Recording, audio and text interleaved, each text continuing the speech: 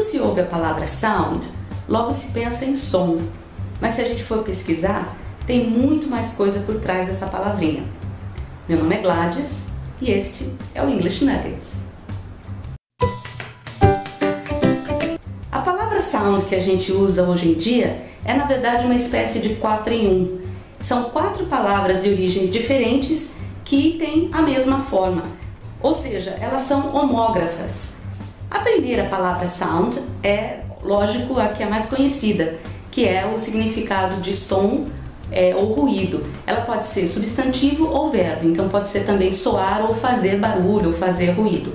Ela data aproximadamente do século XIII na língua inglesa e se originou da palavra latina sonus, que significa som ou ruído. Inclusive sonus também deu origem a outras palavras que a gente usa na língua portuguesa, como por exemplo sonata ou dissonante. O D da palavra sound só foi acrescentado aproximadamente no século XVI, porque havia na época uma tendência de se acrescentar D depois do N.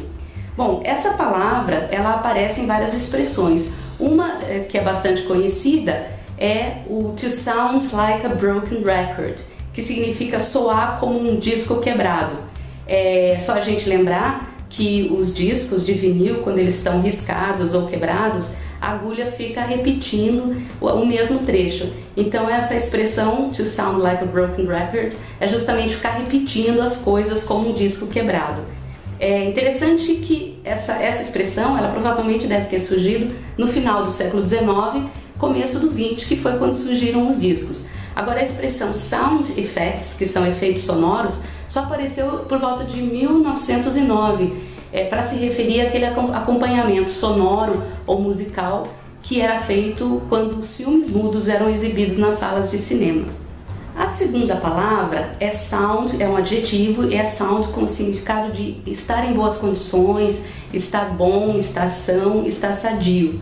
Essa palavra aparece em expressões como sound body, sound mind, que é mente sã, corpo são, ou então em safe and sound, que é são e salvo, a gente traduz ao contrário, ou na expressão sound advice, que quer dizer um conselho bem embasado, um conselho que é bom, que é razoável, e também na expressão sound sleep, que significa um sono profundo, portanto um sono de boa qualidade.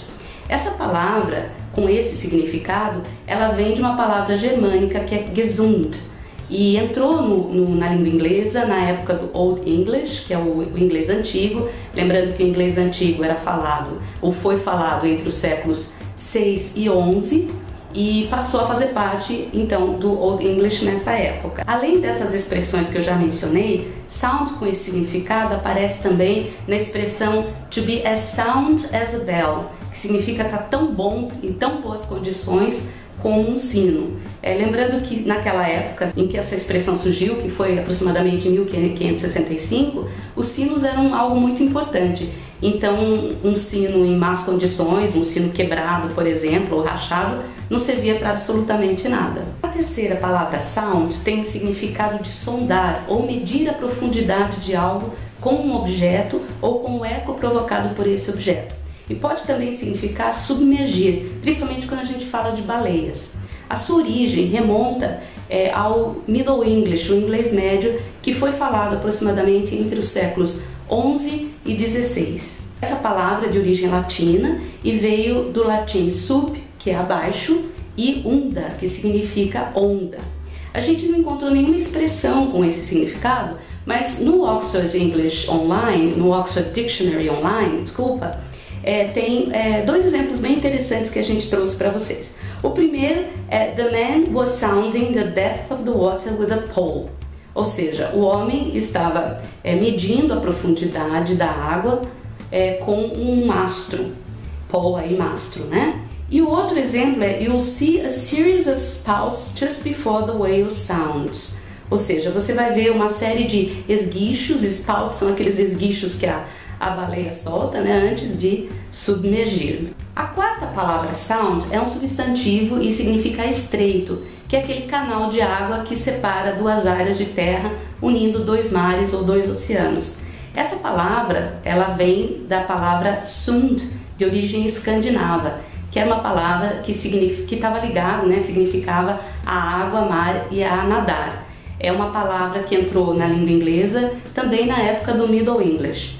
E aí, como exemplo, a gente tem o estado da Carolina do Norte, nos Estados Unidos, que é famoso pelos vários sounds que tem no seu litoral. Bom, é isso, pessoal. Se você tiver mais alguma coisa sobre a palavra sound, manda aí pra gente. A gente se vê no próximo vídeo. Bye!